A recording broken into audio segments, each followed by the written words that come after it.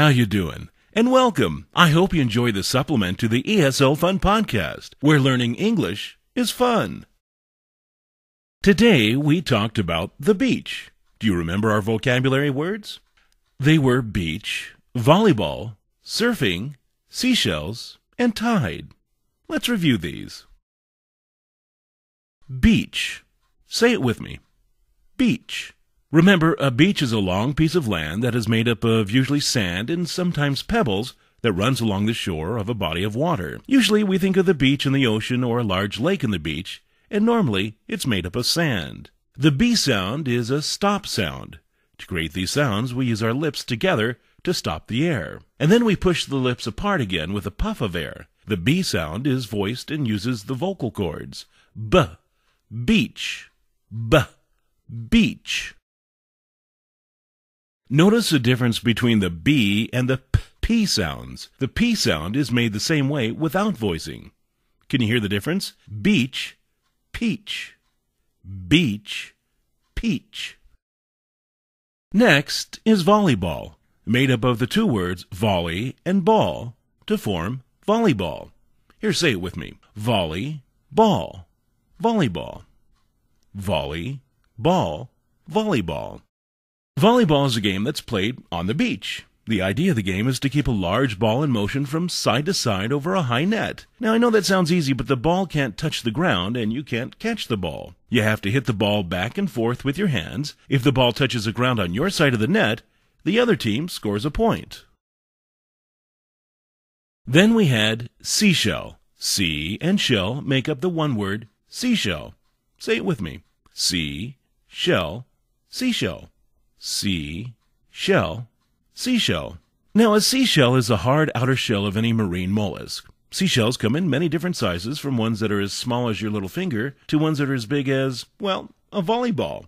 Lots of people collect seashells because not only do they come in all sizes, but they also come in all different colors and shapes. If you take one home and put it to your ear, you can almost hear the waves crashing against the beach. So lots of people pick them up on the sand, take them home, and then listen to them to remind them of the fun times that they had at the beach with their friends and family.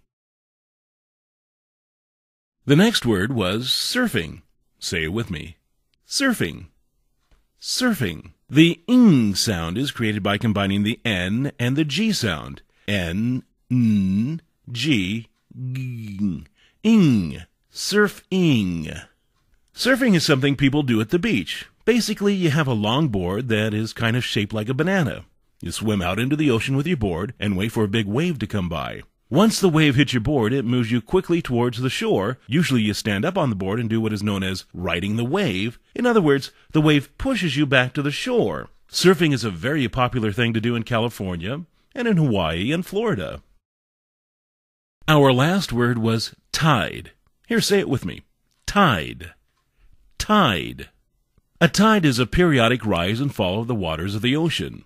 Tides can be high and they can be low. At high tide, more of the beach is covered by water, and at low tide, less of the beach is covered by water. The tide is how things like seashells get on the beach. They get what we call washed up with the tide. In other words, they float in from deep in the ocean when the tide is high, and then when the tide is low, they get stuck in the sand on the beach, and that's how we're able to walk around and pick them up. Okay, let's practice the words now. Wendy went to the beach. Where did Wendy go?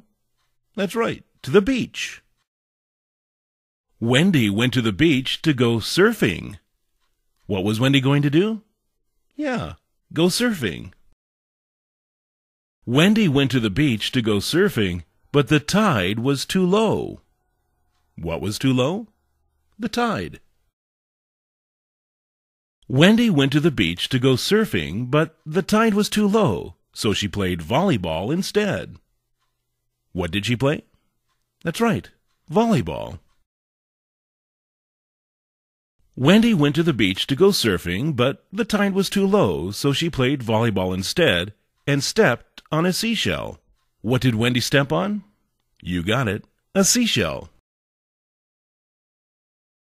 Okay, let's say the last sentence again and remember all of your vocabulary words. Wendy went to the beach to go surfing, but the tide was too low, so she played volleyball instead and stepped on a seashell. Keep practicing, and you'll be speaking conversational English in no time at all. Thanks for joining me. It's been really fun. Remember, learning English doesn't have to be a bore when you learn with the ESL Fun podcast. See you soon.